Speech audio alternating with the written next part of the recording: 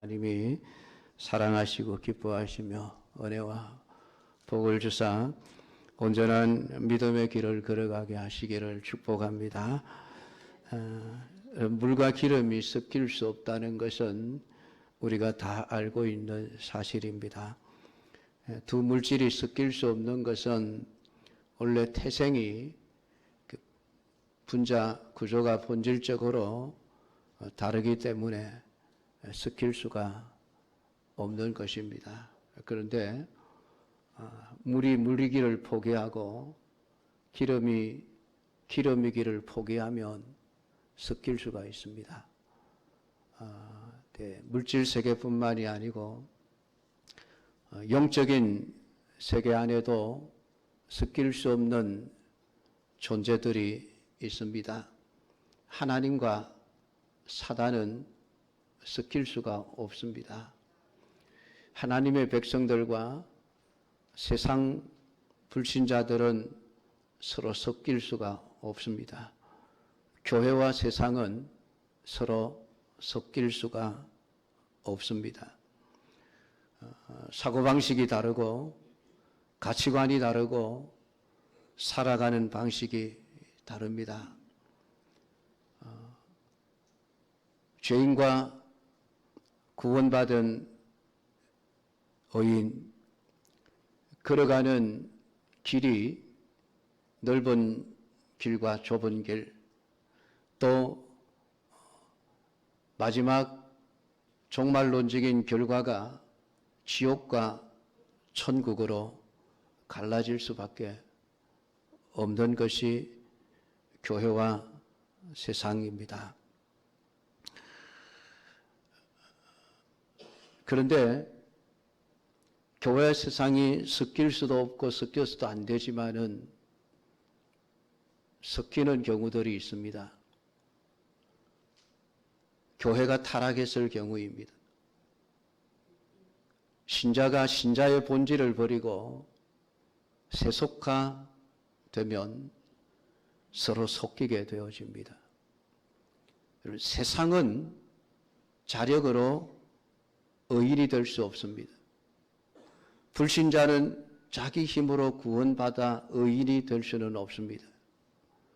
그러나 이미 구원받은 하나님의 백성일지라도 그가 은혜를 포기하고 하나님의 백성으로 살기를 포기하고 하나님의 말씀대로 살기를 포기하는 순간 세상과 섞일 수밖에 없습니다. 그것이 우리 역사 속에서 중세시대 교회의 암흑기라고 불리는 그 시대를 보면은 교회가 교회의 길을 포기하고 신자가 신자의 길을 포기하고 의인이 의인의 길을 포기하면서 모든 불법과 모든 악과 모든 우상숭배의 죄악에 빠져버렸던 시기였음을 보게 되어집니다. 오늘 이 세상과 하나님의 나라, 신자와 불신자, 영원히 함께 갈 수 없지만은 서로 걸어가고 살아가는 길이 다르지만은 세상이 그 길을 걸어가는 이유는 다른 데 있는 것이 아닙니다. 하나님의 마지막 심판과 종말 그리고 내세를 믿지 않기 때문에 그렇습니다. 그들에게는 현재의 삶, 살아있는 한평생, 일평생의 삶이 중요합니다. 그래서 육신이 살아있는 동안에 어떻게 하면 좀 더 잘 먹고 잘 살고 좋은 삶을 누리며 살아갈 것인가? 그것이 자신들의 전부입니다. 그렇기 때문에 현세의 삶을 어떻게 살든 중요하게 여기지 않습니다. 악을 행해도 괜찮고 죄를 지어도 상관이 없습니다. 그들은 그것을 죄라고 생각하지도 않을 뿐만 아니라 심판을 믿지 않기 때문에 죄를 지어도 세상의 법만 지키면은 괜찮다라고 생각을 합니다. 그래서 육신의 소욕을 채우기 위해서 성경이 말하는 온갖 악을 행하면서도 악이 악인 줄 모르고 죄가 죄인 줄 모르고 살아가게 되어집니다. 그러나 신자들은 다릅니다. 신자들은 이 세상의 삶이 전부가 아니라 오히려 이 세상의 삶은 스쳐 지나가는 나그네의 삶이고 우리의 진짜 삶은 영원한 천국에서의 삶이라고 하는 것을 믿기에, 그리고 영원한 지옥이 존재하고 있음을 믿기에, 하나님이 악을 심판하실 것을 믿기에 악을 행하며 살아갈 수가 없습니다. 불법을 행하며 살아갈 수가 없는 것입니다. 우리가 죄의 길을 걸어갈 수 없습니다. 살아가는 방식이 너무나도 다른 것입니다. 출발부터 다릅니다. 신자는 세상의 종말과 영혼을 생각하면서 현재를 살아가지만은 불신자들은 현재의 시작에서 현재의 삶에 머무르게 되어집니다. 지금 우리 믿음의 사람들 어떻게 살아가고 계십니까? 신자의 삶을 살아가고 있습니까? 아니면은 분명히 섞일 수 없는 불신자의 삶을 살아가고 있는 것은 아닙니까? 오늘 성경은 신자와 비신자의 전혀 일치할 수 없는 삶에 대해서 언급을 하고 있습니다. 너희는 믿지 않는 자와 멍에를 함께 매지 말라. 의와 불법이 어찌 함께하며 빛과 어둠이 어찌 사귀며 그리스도와 벨리알이 어찌 조화되며 믿는 자와 믿지 않는 자가 어찌 상관하며 하나님의 성전과 우상이 어찌 일치가 되리요. 사도 바울이 고린도 교회를 향해서 편지를 써 보낸 내용입니다. 교회 밖에만 믿지 않는 자들이 있는 것이 아니라 교회 안에도 믿지 않는 자들이 들어와 있었기 때문입니다. 교회 밖에만 불법이 있었던 것이 아니라 교회 안에도 불법이 있었습니다. 교회 밖에만 어둠이 있었던 것이 아니라 교회 안에도 어둠이 있었습니다. 교회 밖에만 벨리알이 있었던 것이 아니라 교회 안에도 벨리알 곧 사단의 세력이 있었습니다. 교회 안에도 우상을 숭배하는 일들이 들어와 있었던 것입니다. 바울이 도무지 교회 안에서 있을 수 없는 일들이 왜 있느냐? 있어서는 안 되는 일들이 왜 일어났느냐? 오늘 바울은 그렇게 고린도 교회를 향해서 말하면서 너희는 그들 중에서 빠져나와라. 부정한 것을 만지지 않도록 해라. 따로 살아가야 한다. 오늘 말씀을 하고 있습니다. 고린도 교회가 왜 이렇게 되어져 버렸을까요? 물론 우리 예수님께서도 밭에 알곡을 뿌렸는데 밤중에 악한 자가 와서 가라지를 뿌려 놓고 갔다는 비유를 말씀을 하셨습니다. 그러니까 교회 안에 알곡만 있는 것이 아니라 가라지가 함께 있다는 사실이 너무나도 놀라운 사실이고 예수님도 그것을 알고 계시고 하나님도 알고 계시지만 그 가라지를 치우지 않으신다는 것입니다. 언제까지요? 마지막 심판 때까지 교회 안에 알곡만 있는 것이 아니라 가라지도 있고 마지막 심판 때가 되어야 가라지를 거두어서 지옥불에 던져 넣을 것이라는 말씀을 하셨습니다. 그렇기 때문에 오늘 우리가 이 세상에서 신앙생활을 하는 동안에 늘 조심하지 않으면 안 되는 것입니다. 왜냐하면 우리는 누가 알곡이고 누가 가라지를 제대로 분별할 수 없기 때문에 그렇습니다. 교회 안에도 불법을 행하는 자들이 많이 있습니다. 마태복음 7장은 놀랍게도 그들이 늘 악을 행하는 자들이 아니라 주의 이름으로 선지자 노릇을 하며 주의 이름으로 귀신을 쫓아내며 주의 이름으로 능력을 행하는 사람들이었다는 것입니다. 겉으로 보기에는 선지자들이었습니다. 겉으로 보기에는 하나님의 성령의 은사를 받아 귀신을 쫓아내는 일을 하는 사람들이었습니다. 겉으로 보기에는 능력을 행하고 희한한 기적들을 행하는 사람들이었습니다. 눈으로 보기에는 분명히 구원받은 하나님의 백성들인 줄 알 수밖에 없었는데 주님께서 그들의 실체를 폭로하기를 불법을 행하는 자들이라 그렇게 말씀을 하셨습니다. 교회 밖에 있었던 사람들이 아닙니다. 교회 안에 있었던 사람들이라는 말입니다. 문제는 그들만이 아니죠. 그들을 따라가는 자들이 문제입니다. 그들과 멍에를 함께 메고 살아가는 자들, 그들과 함께하며 그들과 사귀며 그들과 조화되며 그들과 상관하며 그들과 일치가 되어 살아가는 사람들이 있다면 문제가 되어지는 것입니다. 그런데 안타깝게도 고린도 교회 안에 그런 일들이 발생한 것입니다.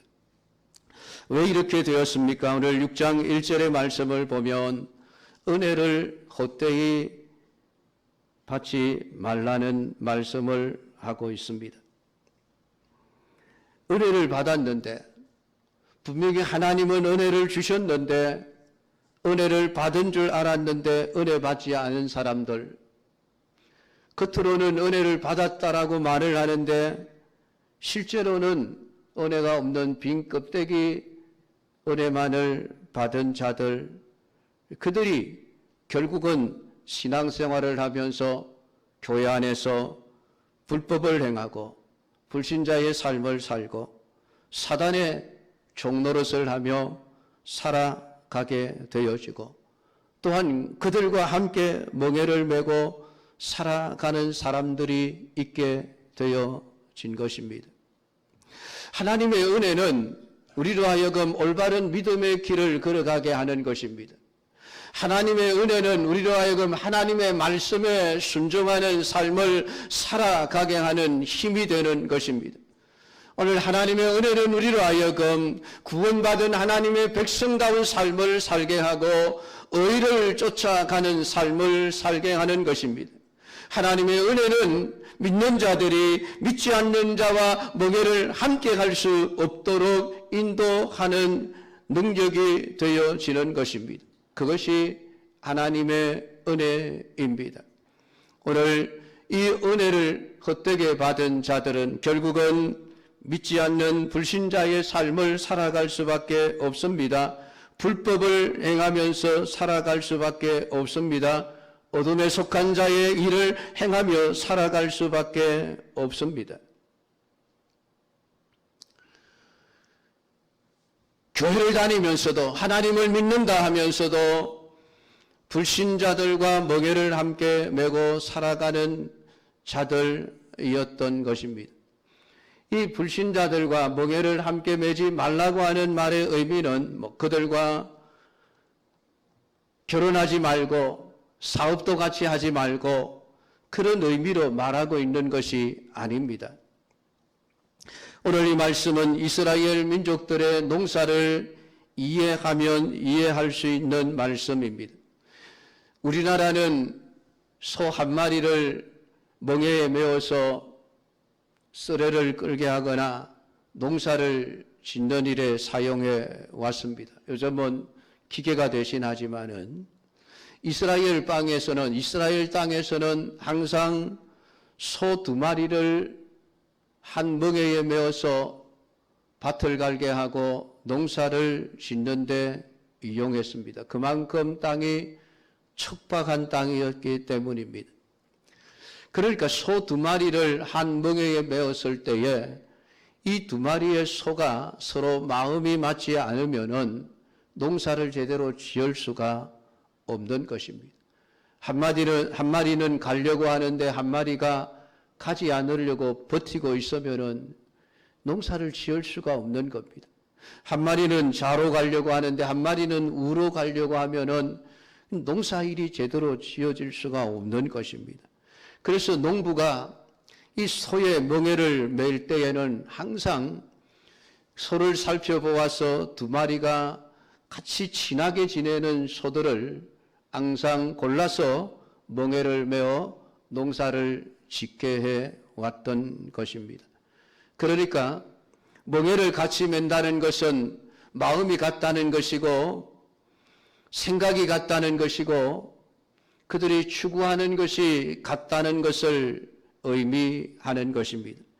그러니까 믿는 자가 믿지 않는 자와 멍에를 같이 맨다는 것은 믿는 자의 마음과 믿지 않는 자들의 마음이 일치가 되었다는 것인데, 안타깝게도 믿지 않는 자의 마음이 믿는 자의 마음을 따라 하나가 되는 것이 아니라 언제나 믿는 자의 마음이 믿지 않는 자의 마음을 따라가게 되어져 있습니다. 그게 세상의 법칙입니다. 항상 교회가 타락하지 세상이 저절로 의인이 되는 법은 없는 것입니다. 세상은 하나님이 로마서 1장에서 타락한 마음 그대로 가만 내버려 두시면 내버려 둘수록 그들은 점점 더 악을 더 행하는 길로 가게 되어져 있습니다. 그러니까 믿는 자가 믿지 않는 자와 멍에를 함께 맨다는 것은 믿는 자의 마음이 이미 타락할 대로 타락해 버렸고 세속화될 대로 세속화되어 버려 세상의 사고방식을 따라서 살아간다는 말입니다. 의와 불법이 함께한다는 말의 의미 역시 마찬가지입니다. 불법이 의를 따르는 것이 아니라 의가 의를 포기하고 불법의 길을 걸어간다는 것입니다. 빛과 어둠이 사귄다는 의미도 마찬가지입니다. 어둠이 빛이 되는 법은 없습니다. 빛은 어둠이 될 수 있습니다. 빛이 빛을 잃어버리면은 그 순간에 어둠이 되어져 버립니다. 빛은 스스로 결코 빛이 될 수가 없는 것이죠. 그러니까 빛과 어둠이 사귄다는 의미는 빛이 빛을 잃어버리고 어둠이 되어져 버렸다는 이야기입니다. 의와 불법은 함께 할 수 없는 것이고 빛과 어둠이 함께 섞여질 수 없는 것인데 결국 함께 한다는 것은 의가 의의 모습을 버렸고 빛이 빛을 잃어버렸기 때문입니다. 소금의 맛을 잃어버리면 더 이상 어떻게 음식을 짜게 할 수 있느냐라는 말씀을 하고 있습니다. 오늘 성도가 교인이 세상 사람들과 살아가는 길은 다를 수밖에 없습니다. 예수님은 그것을 생명의 길과 멸망의 길로, 넓은 길과 좁은 길로, 넓은 문으로 좁은 문으로 표현을 해 놓고 있습니다. 서로 섞일 수가 없습니다. 그 길은 서로 교차되지 않습니다. 언제나 영원한 평행선을 그리며 달려갈 수 있을 뿐입니다. 그런데 지금 믿지 않는 자와 멍에를 함께 한다는 것은 결국 교회가 믿는 자들이 믿지 않는 자들과 타협해 버렸다는 말입니다. 진리를 지켜야 할 신자가 세상에게 진리를 양보해 버렸다는 말씀입니다. 하나님의 말씀을 지키며 살아가야 할 믿음의 사람들이 하나님의 말씀을 지켜 사는 삶을 포기하고 세상 사람들이 살아가는 삶에 동화되어져 버렸다는 이야기입니다. 의를 행하며 살아야 할 신자들이 의를 버리고 불법을 따르게 되어졌다는 말씀입니다. 사랑하는 성도 여러분, 오늘 성경은 말씀을 합니다. 우리는 살아계신 하나님의 성전이라. 오늘 우리가 하나님의 살아계신 성전이라고 하는 이 분명한 자기 정체성을 가지고 지켜나가지 않으면은 우리는 우리 자신도 모르는 순간에 믿지 않는 자와 같은 생각, 불법을 행하는 자들과 같은 행동을 하게 되어지며 우리는 어둠에 속한 자의 삶을 살아가게 되어집니다. 하나님은 우리를 하나님이 거주하시는 하나님의 성전으로 우리를 불러내셨습니다. 오늘 16절, 17절, 18절의 말씀은 하나님께서 애굽 땅에서 노예 생활을 하던 이스라엘 백성들을 애굽 땅에서 불러내어 시내산으로 데리고 오셔서 거기서 하나님의 율법을 주셨던 과거의 이스라엘의 역사를 상기시키는 말씀입니다. 아브라함의 후손들이 애굽 땅에서 430년 동안을 살아갔습니다. 그 중에 요셉이 총리 대신으로 있을 동안에 약 한 130-40년 정도 되는 기간은 정말 부족함이 없이 고센 땅에서 행복한 삶을 살 수 있었습니다. 그러나 결국 요셉을 알지 못하는 새 왕이 왕조가 들어서면서 아브라함의 후손들은 어느 날 갑자기 애굽 사람들의 노예의 신분으로 전락해 버리고 말았습니다. 그 세월이 300년이 넘는 세월입니다. 여러분, 노예의 삶에 신앙의 자유가 어디 있습니까? 노예의 삶에 자기 원하는 삶이 어디 있습니까? 하나님을 섬기며 살아야 될 아브라함의 후손들이 하나님을 섬길 수 없게 되어져 버렸습니다. 노예의 신분에서 애굽 사람들이 요구하는 바대로 살 수밖에 없었습니다. 너희들 태양신을 섬겨라. 예, 태양신 앞에 절을 할 수밖에 없었습니다.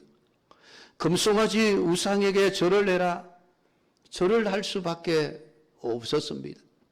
그렇게 1, 2년이 아니라 300년이 넘는 세월을 지내온 것입니다. 여러분, 그 세월 동안 우상 숭배가 몸에 배일 수밖에 없었습니다. 여러분, 이스라엘 백성들이 애굽 땅에서 나와서 시내산 아래에 있을 때 왜 금송아지 우상을 만듭니까? 300년 세월 동안 살아왔던 삶의 방식이 그거거든요. 습관이 되었고 그들의 몸에 익어버렸습니다. 그러니까 하나님을 섬겨야 될 이스라엘 백성들이 금송아지 우상을 만들어 놓고 이것이 우리를 애굽에서 구원한 하나님이라 그러면서 섬길 수밖에 없었던 것입니다. 근데 하나님께서 히브리인들 아브라함의 후손들을 왜 애굽 땅에서 데리고 나와 시내산으로 데리고 가셨습니까? 시내산에서 하나님이 그들에게 율법을 주십니다.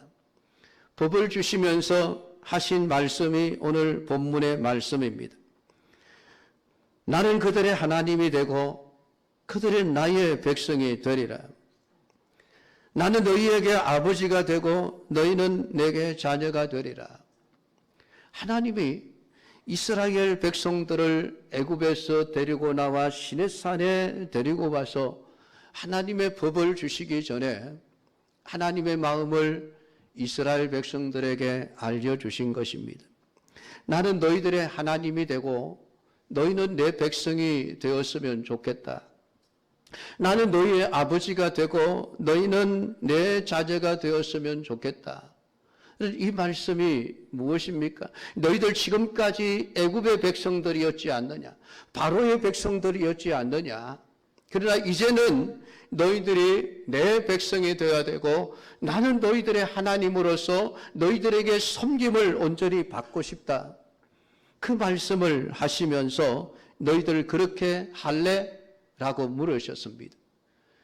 그 이스라엘 백성들이 예 하나님 우리 그렇게 하겠습니다 라고 대답했을 때 하나님은 그들에게 율법을 주신 것입니다. 그래 너희들이 내 백성이 되고 나를 너희의 하나님으로 인정하려고 한다면은 지금까지 애굽의 통제를 받고 애굽의 통치를 받고 애굽의 법을 따라서 살아왔던 모든 삶을 버리고 이제는 하나님의 백성다운 삶을 살아가야 돼. 그 백성의 삶의 기준이 율법이야, 십계명이야, 하나님이 주시는 계명이야. 이제는 너희들이 이 계명을 따라서 살아가야 된다. 그것이 하나님의 백성이고 하나님의 자녀들이라고 말씀을 하신 것입니다. 오늘 애굽의 삶을 살아가던 이스라엘 백성들이 이제는 하나님의 백성으로서의 온전한 삶을 살아가기를 원하셔서 하나님이 율법을 주셨습니다. 성경을 주신 것입니다. 성경을 우리에게 주셔서 읽으라, 성경을 들으라 하시는 이유가 무엇입니까?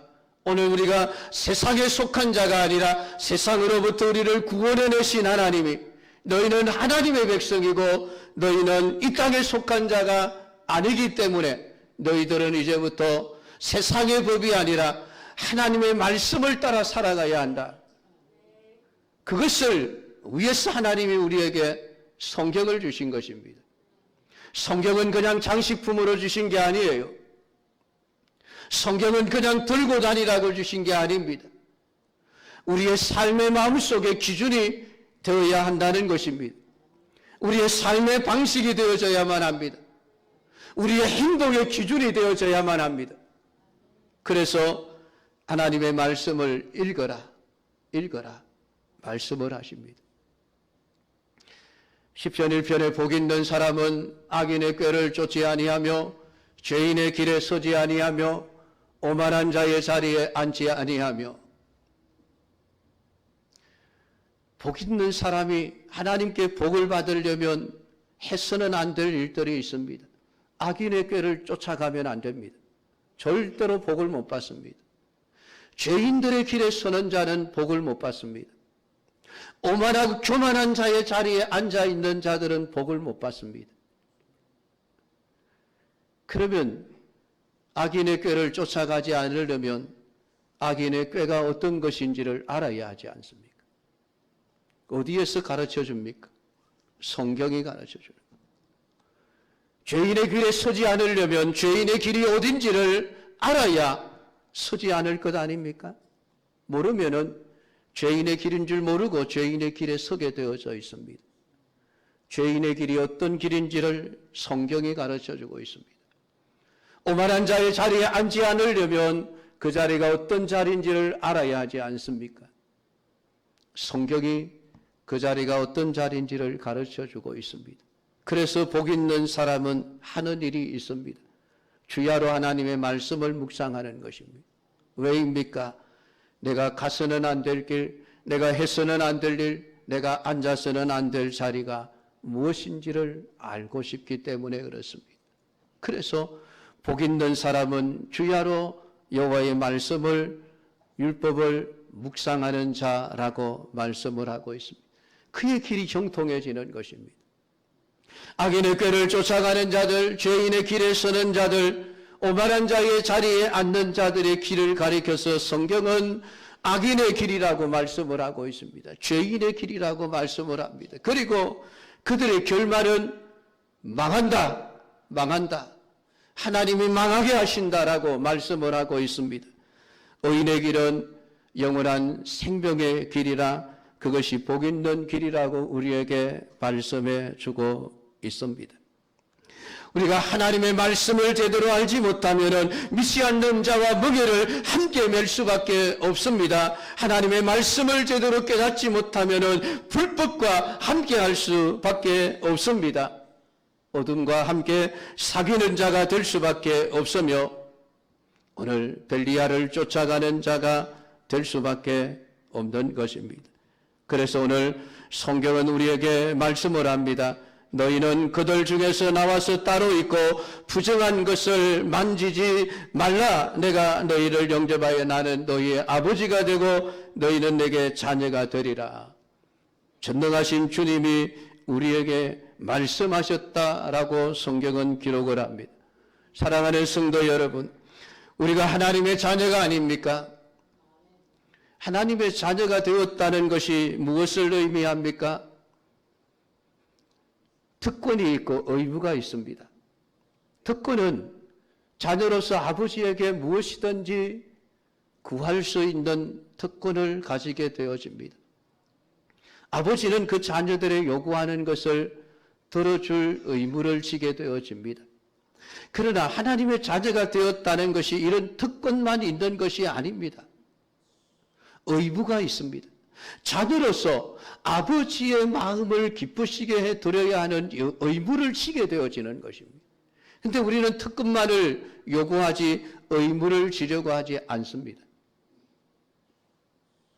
그러면서 우리는 하나님의 자녀다라고 떠들고 다니고 있는 것이지요. 자녀가 자녀로서의 의무를 다하지 않으면서 어떻게 하나님의 자녀라고 말할 수 있겠습니까? 오늘 하나님 아버지가 자식들에게 요구하는 것이 무엇입니까? 세상과 멍에를 매지 않는 삶입니다. 불법과 함께하지 않는 삶입니다. 어둠과 사귀지 않는 삶을 원하시는 것입니다. 벨리알과 조화되지 않는 삶이며 믿지 않는 자와 상관없는 삶을 살아가며 우상과 일치하지 않는 삶을 살아가는 것을 원하는 것이 하나님의 마음입니다. 오늘 우리의 마음은 하나님에 대한 생각으로 가득 채워져 있어야만 합니다.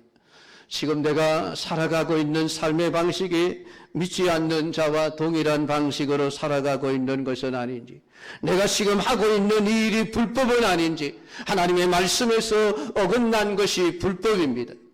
그 불법을 행하고 있지는 않은지, 내가 지금 하고 있는 이 모든 일들이 어둠에 속한 자들의 삶의 방식을 따라 살아가고 있는 것은 아닌지, 내가 하는 일이 사단이 좋아하는 일이 아닌지 우리 자신을 늘 살펴보아야만 하는 것입니다.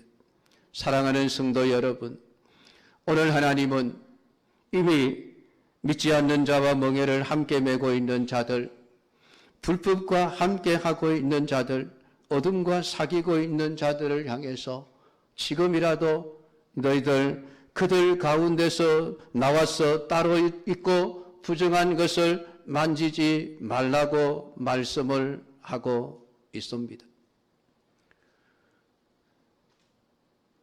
불신자의 삶을 살아가는 자들, 하나님의 말씀을 어기고 불법을 행하며 살아가는 자들과 함께하지 말라는 것입니다. 오늘 그들 가운데서 빠져나와야 한다는 것입니다. 그렇기 때문에 분별할 수 있어야만 합니다. 정말 무엇이 믿지 않는 자와 같은 멍에를 메고 살아가는 삶인지를 분별할 수 있어야 합니다. 불법이 어떤 것인지를 분별할 수 있어야만 합니다. 어둠에 속한 자의 삶이 어떠한 것인지를 분별할 수 있어야만 우리가 그 길을 걸어가지 않을 수 있지 않겠습니까? 이것을 분별하지 못하면은 그저 남들이 하는 대로 따라가게 되어져 있습니다. 아니다 싶으면 여러분 빠져나오셔야 합니다. 그렇지 않으면은 불법을 행하는 자들과 함께 망하게 되어져 있습니다. 유다 왕 중에 여호사밧이라고 하는 왕이 있습니다. 이 여호사밧은 하나님을 그래도 좀 믿는 사람이었습니다. 그런데 이 여호사밧이 북이스라엘의 아합 왕과 사돈을 맺습니다. 사돈을 맺어서는 안 될 사람이었습니다. 왜냐하면 아합은 하나님을 버리고 바알과 아세라 우상을 섬기는 악한 자였기 때문입니다.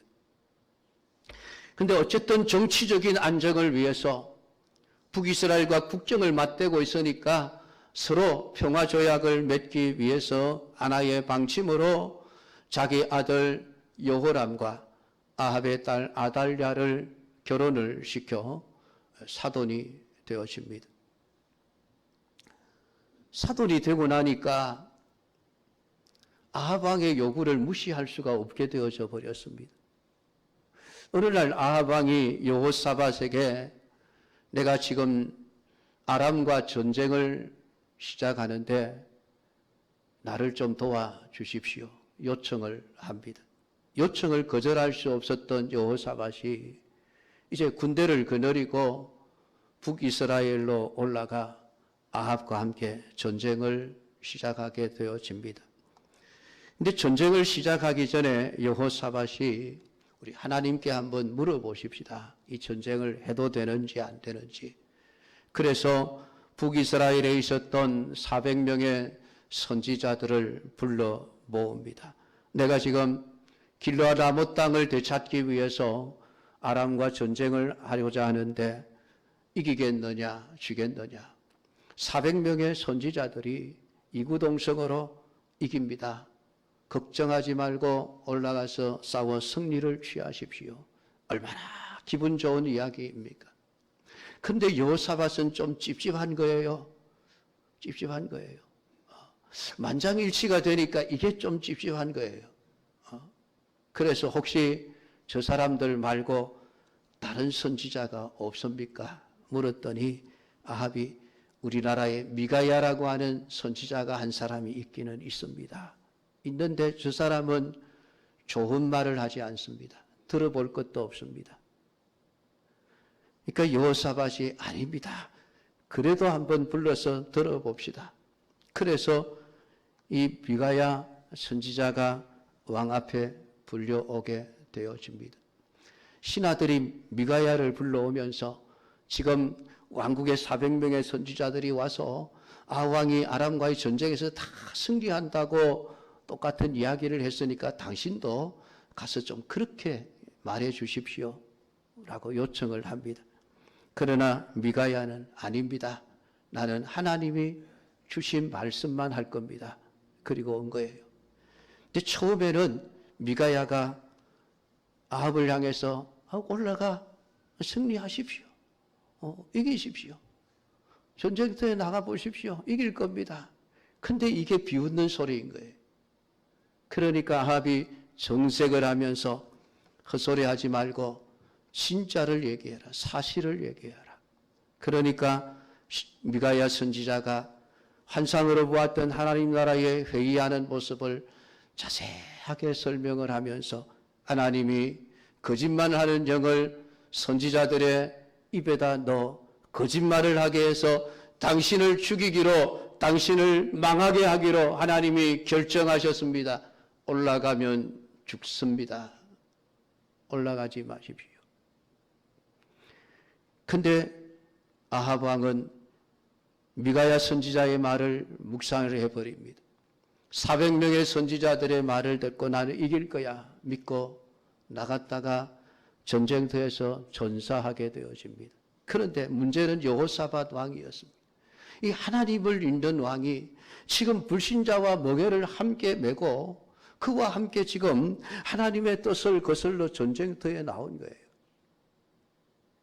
그러니까 하나님이 그냥 내버려 두시겠습니까?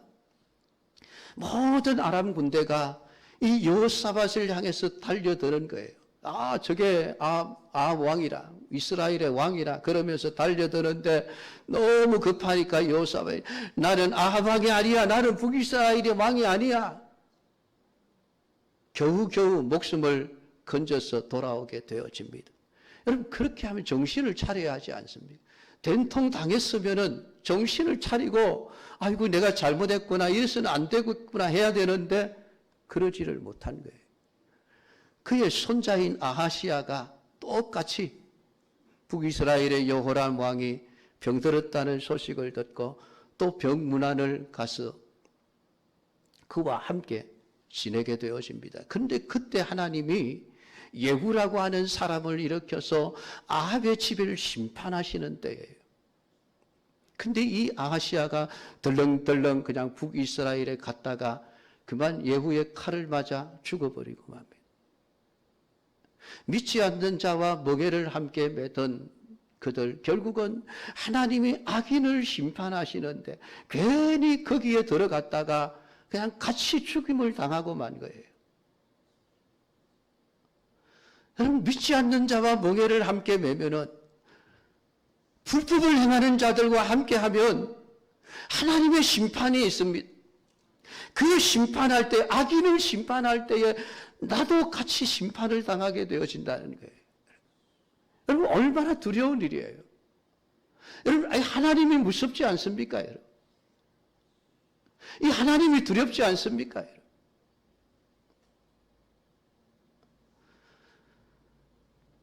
오늘 성경은 그래서 빨리 악한 자들 가운데서 빠져나와서 따로 있어라. 부정한 것을 만지지 말아라. 너희는 하나님의 자녀들이 아니냐? 너희는 하나님의 백성이 아니냐?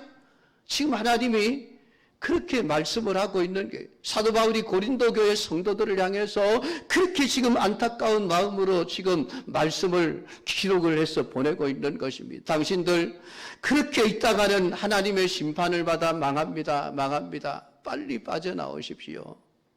저희 중에서 나오라. 간절한 마음으로 부탁하고 있는 바울의 마음, 하나님의 마음. 여러분, 이것이 여러분에게 깨달아져야만 합니다.